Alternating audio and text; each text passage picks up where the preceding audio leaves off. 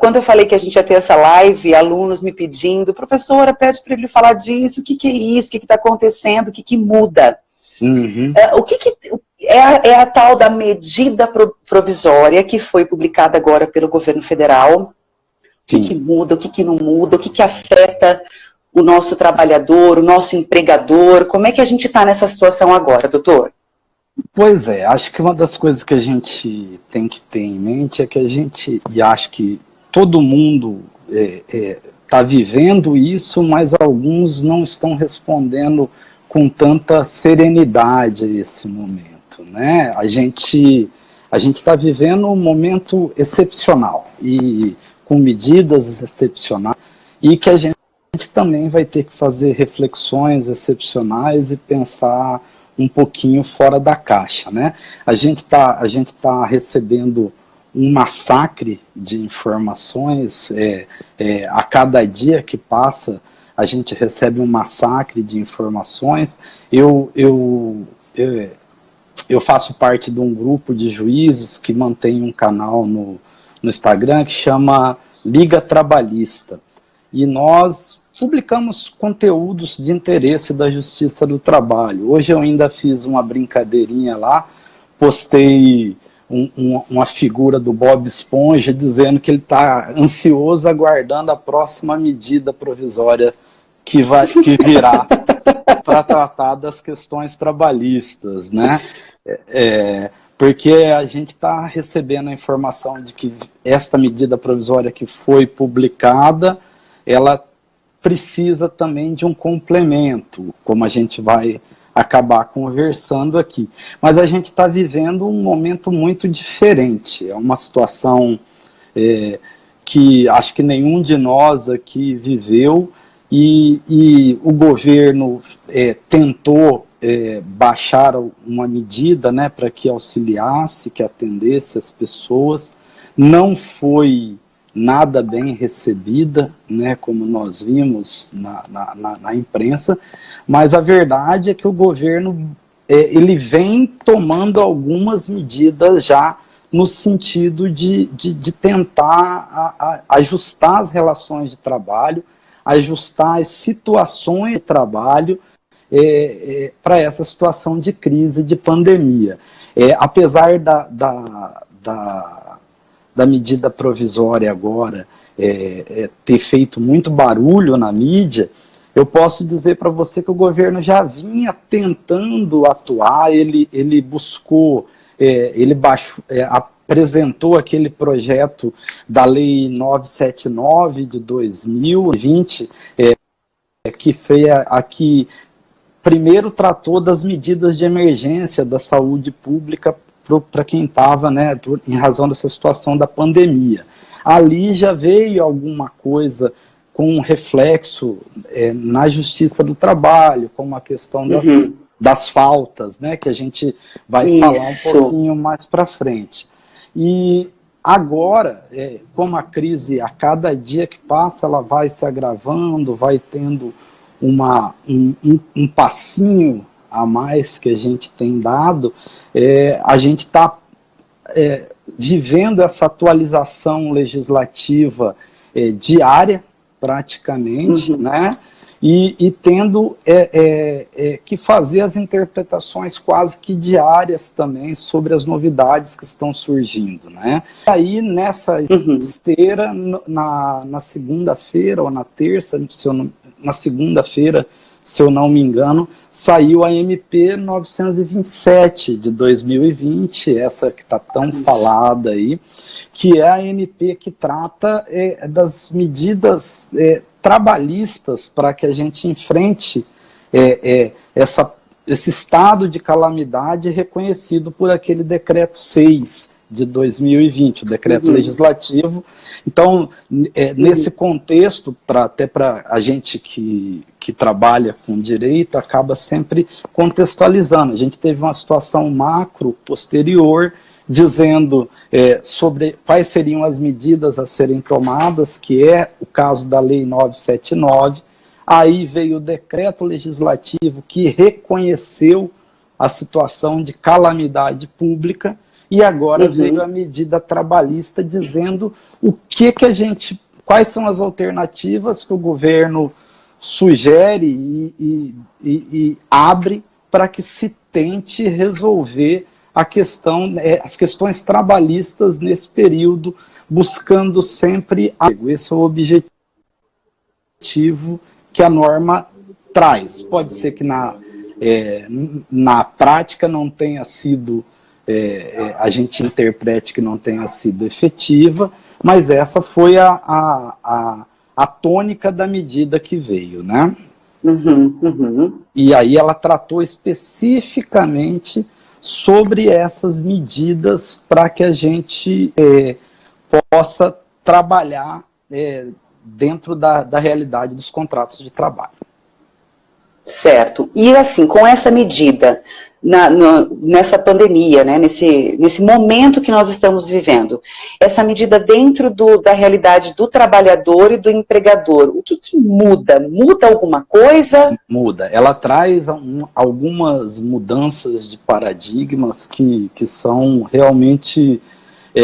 que até elas são, eu vou usar o termo chocante, né, no sentido de que ela causa espanto para a gente que é acostumado a lidar com o direito do trabalho, com as normas trabalhistas. Ela faz umas inversões lógicas sobre as normas trabalhistas, e isso nos deixa muito assustados, né? Assim, no mínimo, digamos assim, e vamos ter que aprender a como lidar.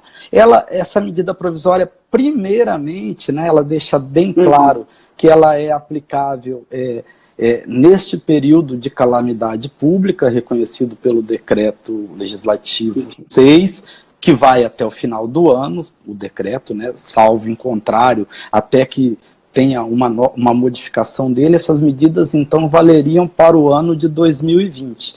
E nesse decreto, que já é uma discussão que a gente vem tendo aqui, ele fala que é uma situação de força maior, né? Porque as pessoas estão discutindo muito se essa situação contratual seria, essa situação que a gente está vivendo, que afeta os contratos de trabalho, se elas têm a ver com isso, com uma questão de fato do príncipe ou força maior. E, na verdade, lá no parágrafo único do artigo 1º dessa MP, ele já diz que se trata de período de força maior, né? Que nós estamos vivendo uma situação de força maior, se remetendo ao artigo 501 da CLT e o artigo 503 da CLT, que até trazem previsões quanto à redução de salários, quanto às questões relativas à dispensa sem justa causa. Isso já de cara na MP, ele deixa isso bem expresso, né? Essa é a primeira situação. A segunda situação que me chama muita atenção é um dispositivo, o que consta no artigo 2º, que aí é quando eu digo que inverte a lógica do que a gente está acostumado a lidar no direito do trabalho, porque a gente sempre olha o direito do trabalho pensando no princípio da norma mais favorável ao trabalhador. Como assim norma mais favorável?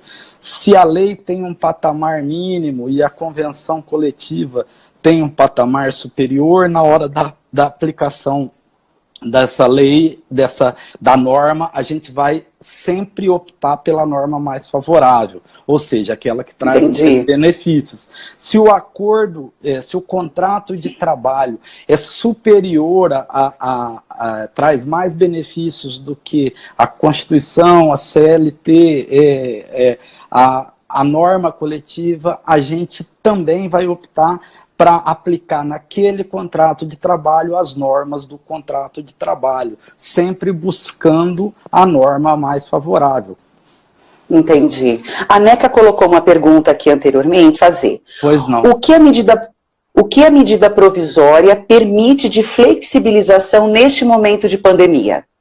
Tá, nesse momento de pandemia ele trouxe ele trouxe algumas alternativas que me parecem extremamente razoáveis, na maioria dos casos, até na minha visão, em determinado ponto, com o objetivo de preservação do emprego, o governo parece que agiu muito bem, até chegar na parte daquele artigo 18 lá, que já foi revogado, que era a suspensão do contrato sem salário, né, sem nenhuma contrapartida pelo trabalhador. Também olho com algumas ressalvas a suspensão de medidas administrativas com relação a acidentes, com relação às normas de medicina e segurança do trabalho, mas também dá para a gente interpretar de uma maneira positiva. Então, o que me parece que foi a grande falha foi essa questão salarial, que está prometendo que vai ter uma modificação. Mas, de primeiro ponto, ele trouxe aqui algumas possibilidades de flexibilização para a preservação do emprego, que ele colocou, por exemplo, o teletrabalho, a exigência, o exercício do trabalho por teletrabalho, né, a antecipação das férias individuais, a concessão de férias coletivas, o aproveitamento e antecipação de feriados futuros, né, que ainda virão, pode ser negociado como forma de compensação, a utilização desse período de estação de serviço como banco de horas, né, de poder se utilizar como banco de horas, alargou o período que você pode compensar essas horas, ele tomou algumas medidas que me parecem adequadas para enfrentar o momento. Ele fez um diferimento do recolhimento do fundo de garantia, e aí nesse diferimento entenda-se como uma postergação para o recolhimento sem multas e sem incidências de juros, né? Mas não houve um perdão, digamos assim. O governo, na verdade, não deixou de exigir esse recolhimento fundiário. Ele, na verdade, só postergou o recolhimento durante 3 meses, é a previsão que tem, neste momento agora, seria as contribuições referente a março, abril e maio, elas passariam a ser recolhidas posteriormente e com essa sem juros e sem correção. Mas não houve um perdão, digamos, por parte do governo deste valor. E acho que daí que vem muitas as críticas que têm se acontecido, porque até agora o que está posto até o momento, pode ser que até que agora tenha saído a medida provisória e a gente não tenha visto, mas até o momento tem sido só a postergação de recolhimentos e não uma isenção para esse momento ou um ressarcimento que o governo pudesse dar em troca dessa manutenção do emprego, tá? Sim. Então, dentre as medidas, fez essa. Eu também posso te contar agora, eu não sei se a Deia já está aí também, a Deia que é a coordenadora da nossa pós, eu não sei se ela já se ela já apareceu aí na nossa live, mas saiu uma medida, né, uma recomendação ontem da vice-presidência do Conselho Superior da Justiça do Trabalho. Oi, Deia, então você tá... A Deia então, tá... Que legal que você tá dando um oi pra gente. Eu vi que a Neca também postou uma mensagenzinha a Neca tá aqui. Aí. Doutor Pedro Chaves também está nos assistindo. Que bacana, que legal. Juliana Longini, pessoal lá da Galeria dos Esportes, né? É um pessoal que é empresário aí na cidade, amigos nossos de longa data. Já vi alunos nossos aqui, Geise Grilo também, que... Olha, gostei muito que a Geise colocou aqui, né? Uma flexibilização sensata ao empregador, sem tirar o que é devido ao trabalhador. Na verdade, a medida provisória, ela é ela não é tão sensata assim, vamos deixar bem claro, como eu disse. Ela vai bem até certo ponto, quando ela tentou, deu instrumentos para que se preservasse o emprego. E aí, dentre esses instrumentos, me parece bem adequado agora, para quem não está conseguindo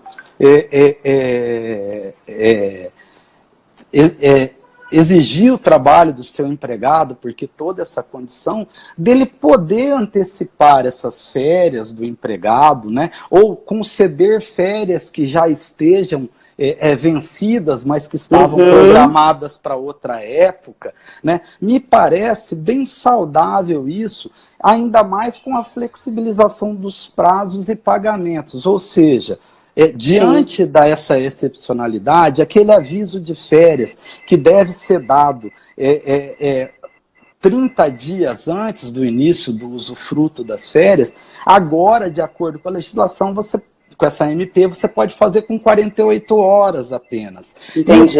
O que ele fez também? Ele pegou e deu a possibilidade também do terço de férias poder ser pago somente com o 13º salário, né? Ele fez um diferimento. Nesse caso, me parece que não está ocorrendo não está se retirando nada do empregado, digamos assim. Olha, para você que eu quero que continue trabalhando comigo, como eu não tenho como a minha atividade agora, eu vou te colocar de férias, tá bom?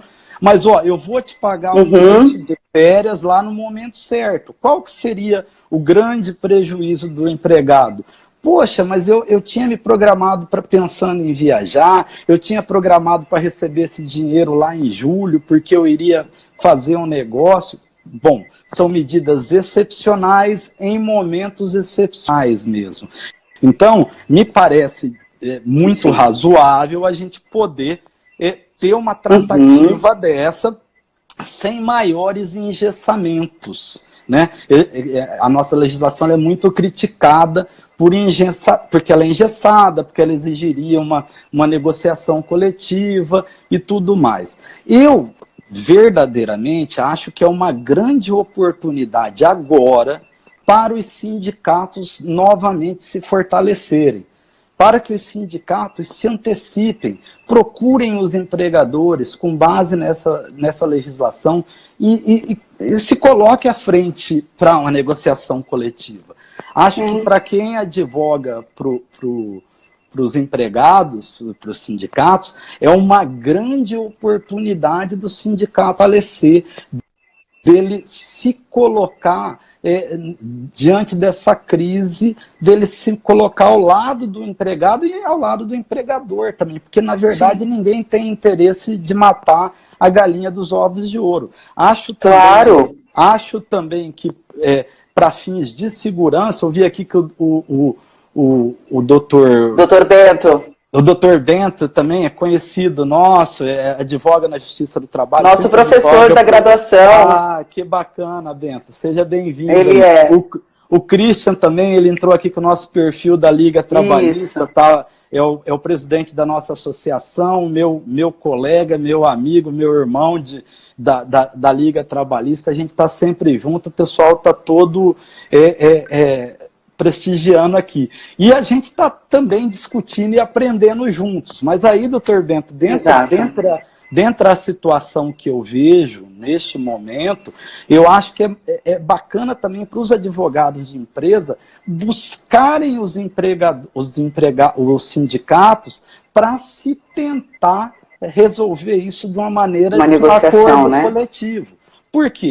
Ainda que autorizado a se fazer de uma maneira individual, com base na MP, eu não tenho dúvida que o patamar de segurança jurídica é outro, se esse acordo foi feito com a participação, com o intermédio do sindicato.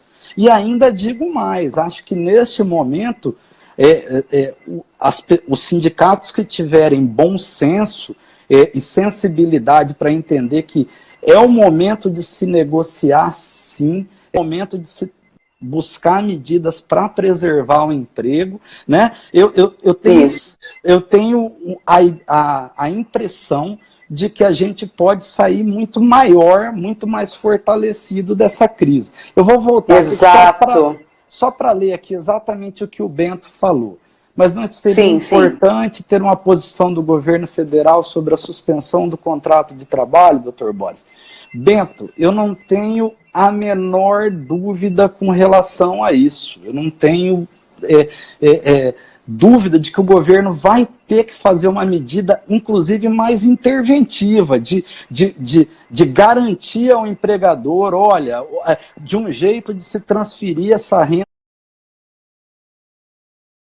para o trabalhador, para que ele consiga preservar o emprego, sim, e também não deixar o empregado totalmente ao léu, né? Que foi a grande questão aqui. Porque me parece, até estava, a gente fez uma live na Liga, né, segunda-feira, eu trabalhei daqui, o Christian da casa dele, o nosso outro colega, o Alexandre Borba também, e uma das coisas que eu falei, do jeito que foi feita essa suspensão, foi quase transformar todo mundo em contrato intermitente. Ou seja, você é meu trabalhador, quando eu precisar eu te chamo, você vai e fica lá na sua casa, e aí a hora que eu precisar eu te chamo, daqui a uns 4 meses, e nesse período você não recebe nada.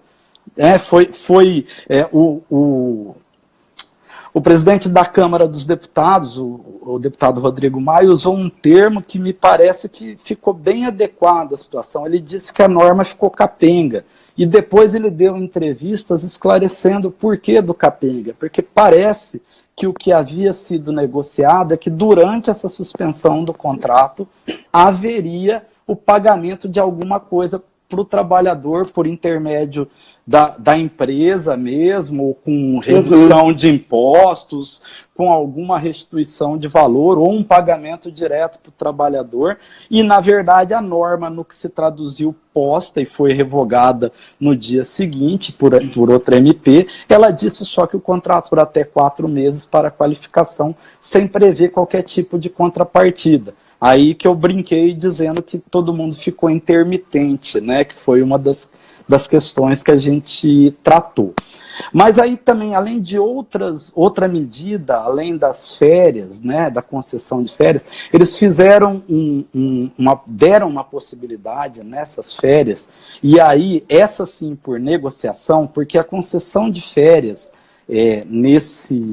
nessa forma de antecipação do período aquisitivo que está para concluir, ou de um período aquisitivo vigente, ficou de acordo com a vontade do empregador. Né? Teria um ato unilateral de comunicação ao empregado de que isso seria assim. Você está de férias a partir de tal dia e vai receber o seu adicional de férias em tal período. Né? Seria um ato unilateral. Agora, eles também previram uma possibilidade de antecipar períodos futuros, né? Períodos, então, olha, eu pretendo manter você como meu empregado nos próximos 3 anos. Você não quer negociar comigo da gente fazer um contrato para você se você ficar 3 meses parado, já vai ser as férias do ano que vem e do outro ano. Então, essa possibilidade existe na legislação, né, nessa MP 927, mas aí é por negociação, não é por ato voluntário do empregador. Né? Entendi. Então, ele estaria de férias, tendo seu salário depositado na conta normalmente, não receberia o terço de férias, né? E ele iria pagar posteriormente essas férias. Entendi. Né? Tem gente que pode ter um olhar sobre a questão, dizendo, poxa, mas o empregado já vai abrir mão das férias futuras, ele vai ter que trabalhar depois, mas também pode ter um outro olhar, e se a empresa não conseguir se sustentar? Então existe voltando aqui, existe essa possibilidade de negociação. Eu comecei a falar um negócio lá atrás e acabei mudando e esqueci de dizer. Quando eu falei com a DEA, disse que teve uma resolução do Conselho Superior da Justiça do Trabalho, foi uma medida também que a gente ainda não tinha visto e enfrenta muita resistência dentro da Justiça do Trabalho, que é a possibilidade de mediação, de conciliação pré-processual. Nós sempre tivemos essa possibilidade de fazer esse tipo de negociação em dissídios coletivos. E agora saiu uma recomendação da vice-presidência do Conselho Superior da Justiça do Trabalho, autorizando que os CEJUSCs, os nossos centros de solução consensual de conflitos, né, de solução adequada de conflitos, em determinado momento foram chamados de núcleos de conciliação, deu a possibilidade dos CEJUSCs também fazerem uma negociação pré-processual em dissídios individuais. Isso é uma grande novidade, porque o Poder Judiciário, por sua inércia, né, ele só atua quando é provocado e com demanda, né, com a demanda já instaurada, com o processo já instaurado. Essa resolução está abrindo a possibilidade, essa recomendação abriu uma possibilidade, diante desse momento excepcional, diante de instauração da demanda, de se tentar fazer uma negociação pré-processual, tentar se resolver isso de maneira pré-processual.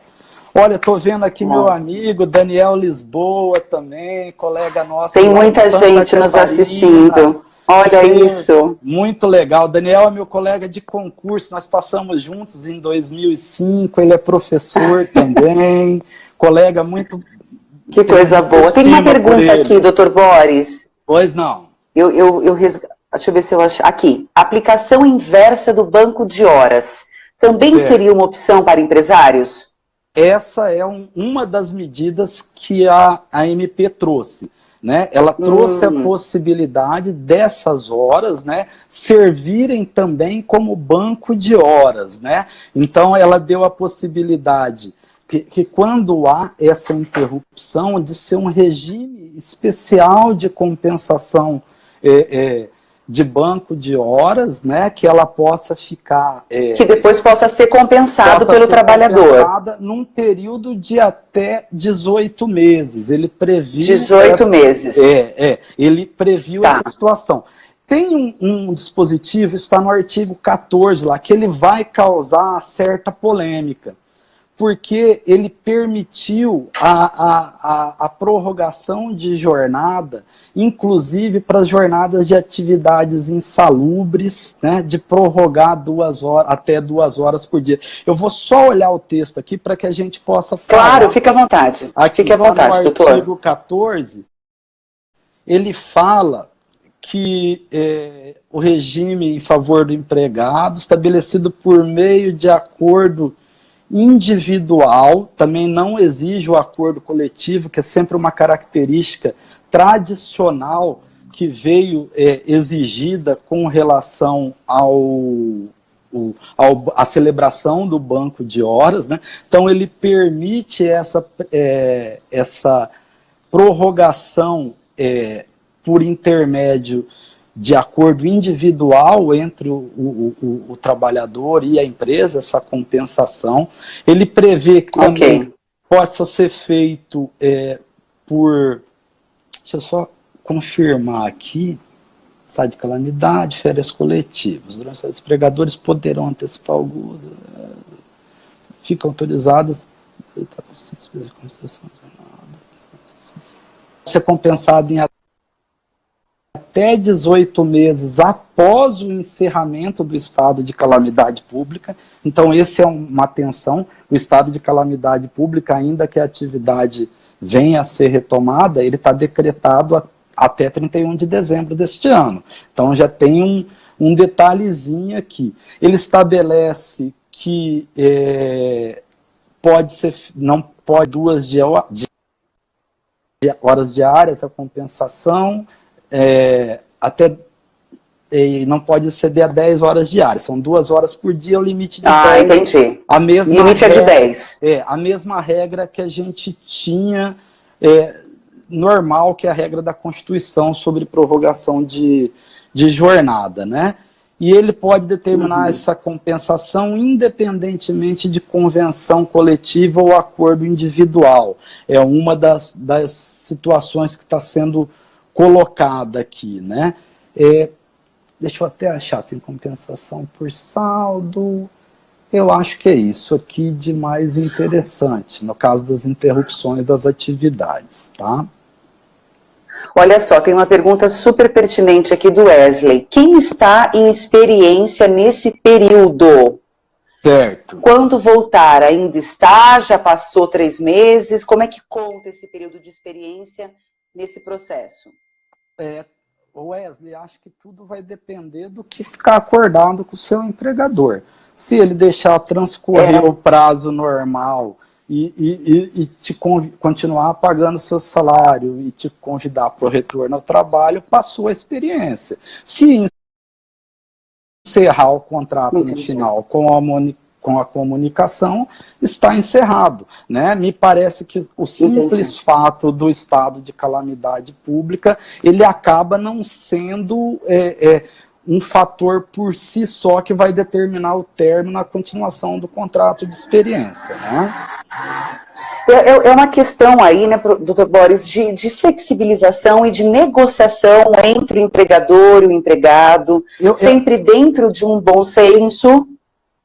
Como eu te disse, eu acho que me pareceu bem saudável você poder antecipar as férias, né? Você poder ter essas negociações com relação às férias. Me parece saudável se existe como você colocar o trabalhador para fazer o teletrabalho, né, para fazer o trabalho remoto, se existe essa teletrabalho, sim, né, de acordo com a vontade do empregador, independentemente de concordância do empregado, se existe essa condição, tá ótimo. A gente pode ter discussões que vão circundar isso, eu não tenho dúvida que sim, né? Como que vai ficar as despesas, como que vai ficar as adaptações que foram feitas para esse trabalho remoto, para esse trabalho em casa, né? Para o home office, mas isso tudo são discussões posteriores. Me parece bem sensato você permitir que exista essa situação. Me parece sensato você e visando preservar o emprego. Não estou mandando você trabalhar em casa porque eu não quero olhar para a sua face, né? É porque a gente vive um momento de exceção, que todos estão correndo risco, e se você ficar na sua casa, melhor. Então, vai para sua casa, trabalha de lá e depois a gente trata as outras questões. Essa questão eu não tenho como fazer o trabalho lá na minha casa, não existe essa possibilidade. Ok, então você está de férias, né? E depois, exatamente. Então, assim, mas você não está sendo mandado embora, eu estou te deixando de férias. Olha, nós vamos antecipar suas férias, né? Vamos fazer isso, né? Aí, vamos antecipar as férias do ano que vem, vamos tentar fazer, eu quero ficar com você 3 anos, eu sei que a nossa atividade vai vir, né? E eu vou continuar pagando seu salário. Mas e se eu for mandado embora? Não, aí você tem os limites de desconto que podem ter no salário, você não vai, o empregador ficará no prejuízo, continua sendo um risco. Então, se você tem esse olhar, e os feriados, né? Como que a gente vai fazer com os feriados? Então, pode ser feito um acordo entre empregado e empregador, o empregado dizendo, olha, é o seguinte, gente, ano que vem, depois que voltar, nós vamos parar Sexta-feira Santa, Natal e Ano Novo. Faz um acordo por escrito especificando exatamente, né, todos os pontos, e aí sim você está fazendo uma medida para preservar o emprego, até porque ali na frente nós vamos precisar que a empresa trabalhe mais, nós vamos precisar produzir para recuperar esse período perdido. E eu tenho um saldo de banco de horas né? Como é que eu vou fazer com essa questão do saldo do banco de horas? Eu já tenho, vai ser compensado agora. Tudo isso a gente tem que ter em mente que é para preservar o emprego. E aí, como eu disse, esse tipo de medida me parece muito interessante, como me parece muito interessante, mas deveria ter sido maior, né? Deveria ter sido mais ampla a medida com relação ao fundo de garantia, que o governo suportasse o fundo de garantia do recolhimento. Então, me parece que nesse ponto a medida provisória caminhou muito bem, mas aí ela também cometeu algumas gafes, né? Alguns erros, sim, algumas falhas, como essa questão relacionada à suspensão do contrato sem nenhuma contrapartida, né? Eu também acho que é bem interessante a gente ter em mente que, neste momento, na nossa capital, por exemplo, nós estamos aqui em Campo Grande, com um decreto vigente do prefeito, sim, dizendo que várias atividades não podem ser realizadas. Ponto. Essa é uma situação. E por que elas não podem ser realizadas? Porque, senão, essa população, essas pessoas estariam em risco e também levando risco para os demais que eles convivem. O que eu acho importante salientar? Nessa medida provisória, há um artigo, é o artigo 29 da medida provisória, que ele fala que os casos de contaminação pelo coronavírus, eles não serão considerados doenças ocupacionais, né? Então, a princípio, se sim, você pegar o coronavírus, você não está tendo uma doença, não vai ser reconhecida uma doença ocupacional, ok? Sim. Salvo se você tiver um nexo comprovado, né, que você pegou lá no ambiente, porque da sua atividade, que ela te expõe mais ao risco, tem que ser provado o nexo com a doença. Mas o que me preocupa? Esse movimento de vamos voltar, vamos reabrir as portas, né? De qualquer forma, vou abrir, vou descumprir as normas governamentais, e isso pode acabar por imputar responsabilidade por alguém que no empregador. No empregador, né? É uma cautela que eu acho que precisaria se observar. Entendi. Se exercer a atividade somente quando ela estiver autorizada e com todos os cuidados possíveis. Agora, olha só, acabou de sair aqui às 18h20 no Globo. Justiça Federal suspende decreto de Bolsonaro que incluiu igrejas e casas lotéricas como serviços essenciais durante a quarentena. Foi derrubado já. Então, é que, assim, começaram a ser liberadas várias atividades, né? Isso. E aí, os comerciantes, se não é falta de sensibilidade com as empresas, né? Eu acho que a grande cobrança não tem que ser para que se reabra, que se retome as atividades nesse momento, pelo menos na minha visão. Agora é a hora da mão forte do Estado, é hora do Estado nos prover. E depois a gente discute como é que vai fazer, se a gente vai ter corte de remuneração, né? Se a gente vai ter aumento de impostos. Neste momento, me parece, assim, eu sou leigo, né? Sou magistrado, não sou médico, mas por tudo que a gente vê, acho que o grande ponto seria isso. Então, me parece super perigoso ao empregador uma forçada de barra para a abertura. Para voltar, correndo-se o risco de uma situação que ele não teria responsabilidade, ele passar a ter responsabilidade. Eu até discuti esse assunto hoje com a minha colega, com a Mara Ferreira, que ali também passou, deu um oi, ela é juíza do trabalho aqui, né? De como as pessoas podem se colocar em situações prejudiciais à sua atividade profissional, ao seu trabalho, né, por forçar um pouquinho a barra. Eu acho que agora, e aí é muito do meu perfil isso, agora é hora da gente procurar o mais razoável que der para que a gente enfrente essa situação, né?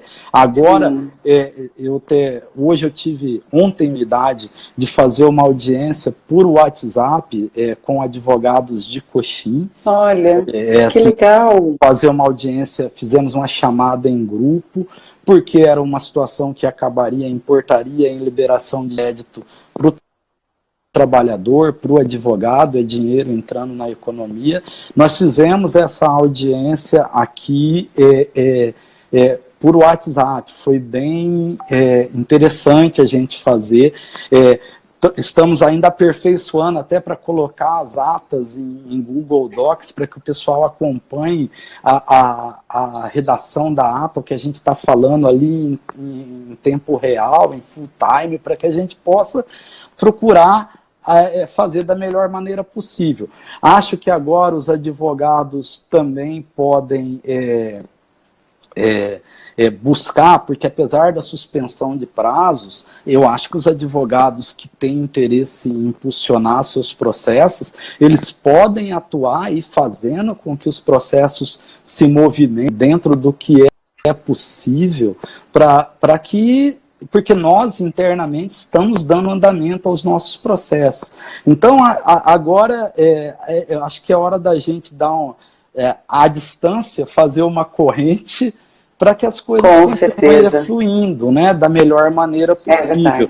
E aí a gente, até em razão desse momento de polarização que a gente vive no país, mesmo quando as medidas são positivas, como digamos, esse 2/3 da medida provisória que foram bem razoáveis, né, bem ponderados, tudo é criticado. É óbvio, tem colegas que, por sua convicção, por sua formação, pela sua raiz ideológica, acaba interpretando tudo isso como uma norma nula, uma norma que não vai se sustentar, né, que ela desrespeita os princípios básicos do direito do trabalho, como da prevalência da norma mais favorável, né, desse aligeiramento dos sindicatos. A gente vai ter essa discussão, sim, mas eu acho que a gente pode fazê-la de uma maneira levando em conta esse momento único que a gente está vivendo, né? E como disse, acho que agora pode ser uma grande oportunidade para os sindicatos aparecerem, se fortalecerem, mostrarem o quanto eles podem ser importantes para a nossa sociedade. Se colocar junto aos empregadores, junto aos trabalhadores, legitimarem essas medidas da maneira mais razoável possível. Me parece possível e uma oportunidade no meio dessa crise, né? Porque nos últimos anos os sindicatos sofreram vários ataques, uma redução grande de sua atuação, de suas receitas, e agora talvez fosse talvez não, eu acho que é um excelente momento para os sindicatos colocarem a sua cara na frente, irem atrás de tentar resolver as coisas da melhor maneira possível.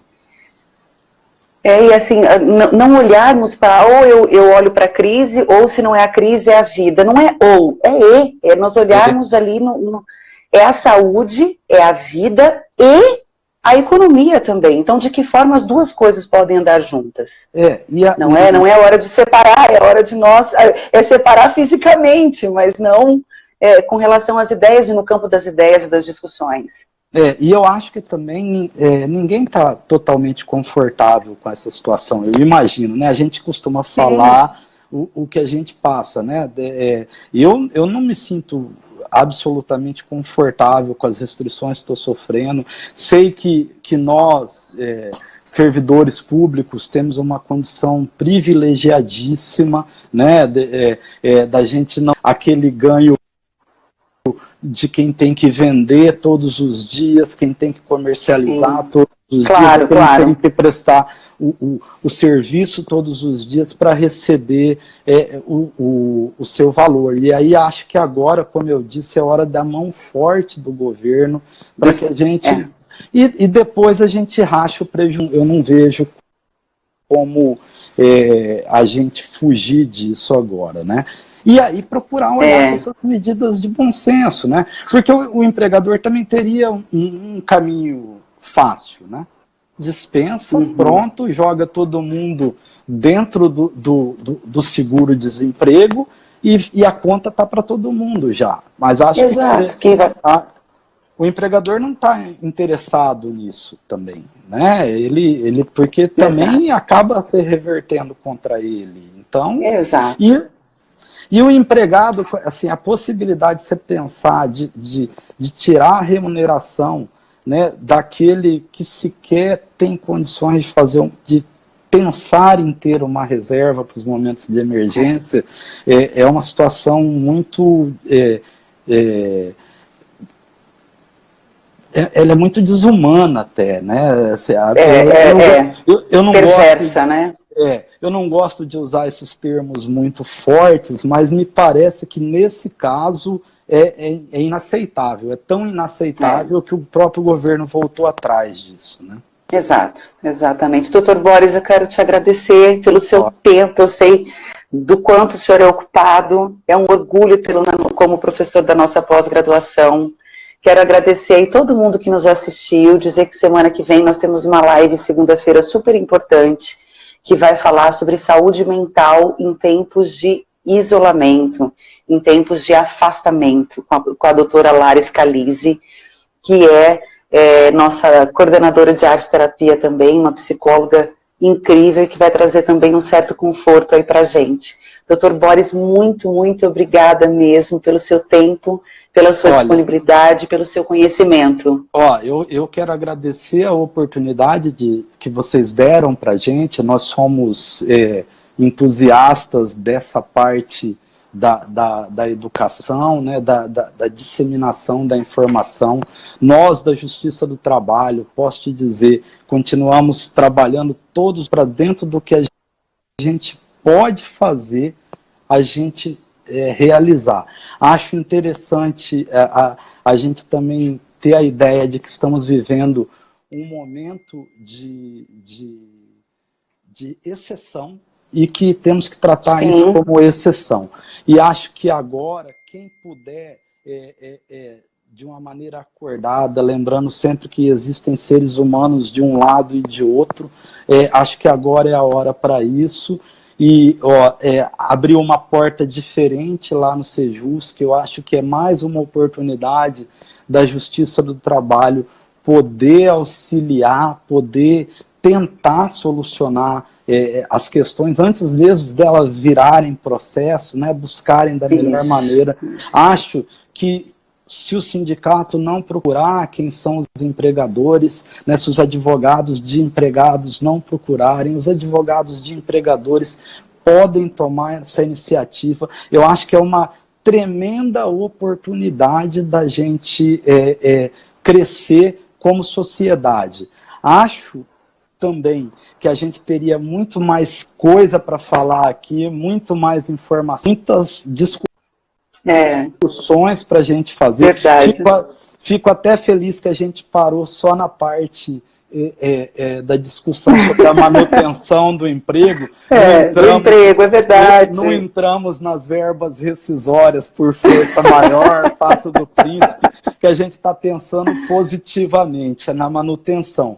De qualquer forma, nos nossos canais aqui, a gente continua à disposição. Sigam lá a Liga Trabalhista, quem não conhece, @Liga Trabalhista. Sigam aqui o canal do Insted também, que sempre tem novidades aqui.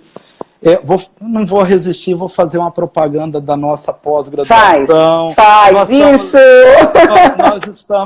Nós estamos numa etapa que nós fizemos, nós estamos concluindo o primeiro curso de pós, depois de um tempo, nós retomamos, fizemos uma pós totalmente diferente do que a gente tinha antes. A EMATRA tinha uma pós-graduação voltada mais para o foco de preparação de concurso, e nós, na parceria com o STED, esse ano, a nossa associação, a nossa escola da magistratura do trabalho aqui, nós fizemos uma pós totalmente voltada para prática, são discussões do dia a dia. Incrível. Eu vi que tem alunos nossos aqui da pós, eu vi a Emanuele passando. Tem sim.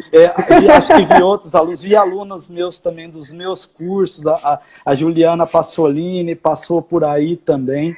Então, assim, a experiência que nós, como professores, tivemos nessa pós foi extremamente gratificante, foi realizadora, creio que para os alunos também tem sido. E acho que tem sido sucesso, tanto que a gente já está abrindo uma nova pós. A segunda turma. A DEA está totalmente debruçada e dedicada a essa pós. O STED está nos dando todo o apoio, está proporcionando a gente fazer aquilo que a gente imagina que é importante, que vai melhorar todo o nosso meio ambiente de trabalho, né?